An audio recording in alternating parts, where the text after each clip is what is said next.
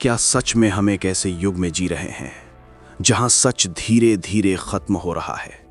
क्या आपने कभी सोचा है कि इंसान के पास आज सब कुछ होने के बावजूद वो पहले से ज्यादा दुखी और असंतुष्ट क्यों है?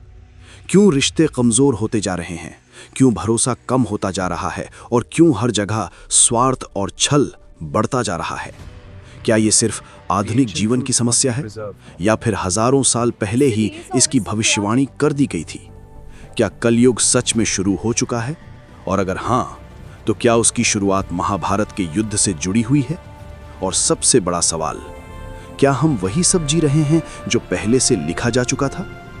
हिंदू धर्म में समय को एक सीधी रेखा नहीं माना गया, बल्कि एक चक्र समझा गया है जिसमें 4 युग आते हैं: सत्य युग, त्रेता युग, द्वापर युग और अंत में कलयुग। ये युग सिर्फ समय के हिस्से नहीं हैं, बल्कि मानव जीवन के नैतिक स्तर को दर्शाते हैं।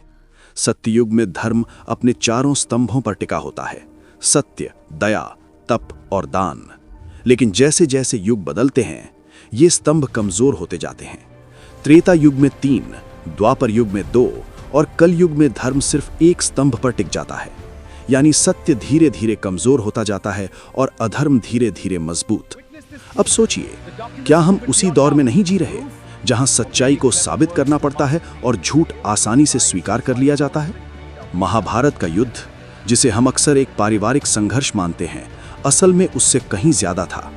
ये युद्ध केवल कौरव और पांडवों के बीच नहीं था, ये धर्म और अधर्म के बीच अंतिम निर्णायक टकराव था। इस युद्ध में सिर्फ योद्धा ही नहीं मरे, बल्कि रिश्तों की मर्यादा भी टूट गई। भाई ने भाई के खिलाफ हथियार उठाया, गुरु ने शिष्य के खिलाफ अस्त्र चलाया और सत्ता के लिए हर सीमा पार की गई। युद्ध खत्म हुआ, पांडव जीत गए, लेकिन क्या ये सच में जीत थी? चारों तरफ विनाश था, हजारों परिवार खत्म हो चुके थे और यही संकेत था कि द्वापर युग अपने अंत पर पहुंच चुका था। लेकिन एक सवाल अभी भी बाकी है: अगर युद्ध के बाद सब खत्म हो गया था, तो कलयुग तुरंत क्यों नहीं शुरू हुआ? इसका जवाब छुपा है एक ऐसे नाम में जो महाभारत की आत्मा है: श्री कृष्ण। जब तक कृष्ण इस धरती पर थे, तब तक अधर्म पूरी तरह हावी नहीं हो सका। वे केवल एक योद्धा या राजा नहीं थे, वे धर्म के संतुलन थे। उनका अस्तित्व ही दुनिया को संतुलित रखे हुए था। लेकिन समय का नियम है, जो आया है उसे जाना होगा। जब कृष्ण ने इस संसार को छोड़ा, तब सिर्फ एक व्यक्ति का अंत नहीं हुआ, बल्कि धर्म के अंतिम सहारे का अंत हुआ। और यहीं से कलयुग ने अपना पहला कदम रखा। कलयुग अचानक नहीं आया, ये धीरे धीरे आया, जैसे अंधेरा फैलता है। पहले लोगों के विचार बदले, फिर उनके कर्म और फिर पूरा समाज। शास्त्रों में कलयुग के जो लक्षण बताए गए हैं, वो आज के समय से चौंकाने वाली समानता रखते हैं। कहा गया है कि इस युग में लोगों की आयु कम होगी, सत्य दुर्लभ हो जाएगा, धन को ही सबसे बड़ा मूल्य माना जाएगा और रिश्ते स्वार्थ पर आधारित होंगे। अब खुद से पूछिए, क्या आज ऐसा नहीं हो रहा? क्या आज इंसान की कीमत उसके चरित्र से नहीं, बल्कि उसके पैसे से तय नहीं होती? क्या रिश्ते अब भावना से ज्यादा फायदे पर आधारित नहीं हो गए हैं? क्या ईमानदारी को कमजोरी और चालाकी को समझदारी नहीं माना जाने लगा? विज्ञान इस युग चक्र को स्वीकार नहीं करता, लेकिन इतिहास हमें एक सच्चाई जरूर बताता है: हर सभ्यता का एक उत्थान होता है और एक पतन।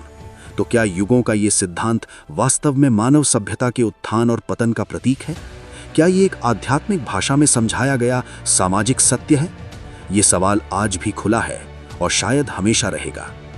शास्त्रों के अनुसार कलयुग की कुल अवधि 4,30,000 वर्ष है और इसका आरंभ लगभग 3108 ईसा पूर्व माना जाता है। यानी हम अभी इसके शुरुआती चरण में ही हैं। अगर ये सच है, तो आगे क्या होगा? क्या हालात और खराब होंगे, या इंसान अपने अंदर के अंधकार को पहचान कर खुद को बदल पाएगा?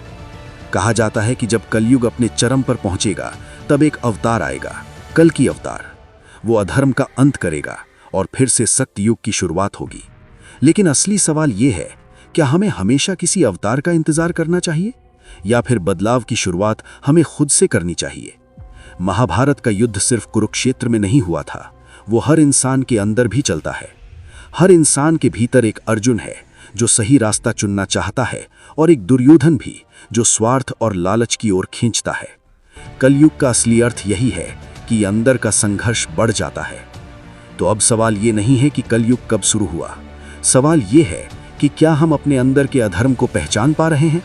क्या हम उस रास्ते पर चल रहे हैं जो हमें शांति की ओर ले जाए, या फिर हम भी उसी अंधकार का हिस्सा बनते जा रहे हैं? क्योंकि सच यही है, कलयुग बाहर नहीं, हमारे अंदर शुरू होता है, और जब तक हम उसे रोक नहीं लेते, कोई भी शक्ति हमें बचा नहीं सकती। तो सोचिए, क्या सच में हम कलयुग में जी रहे हैं, या कलयुग हम में जी रहा है? ऐसे ही और रहस्यमयी, ज्ञानवर्धक और सनातन धर्म से जुड़े अद्भुत वीडियो देखने के लिए हमारे चैनल को अभी सब्सक्राइब करें। वीडियो पसंद आया हो तो लाइक जरूर करें और अपने दोस्तों के साथ शेयर करना ना भूलें, ताकि ये ज्ञान और भी लोगों तक पहुंच सके। और अगर आप ये वीडियो फेसबुक पर देख रहे हैं तो हमारे पेज को फॉलो करें, क्योंकि यहाँ आपको मिलेंगे ऐसे ही अनसुने रहस्य, पौराणिक कथाएं और सनातन धर्म की गहराइयों से जुड़ी सच्चाइयाँ जो शायद आपने पहले कभी नहीं सुनी होंगी।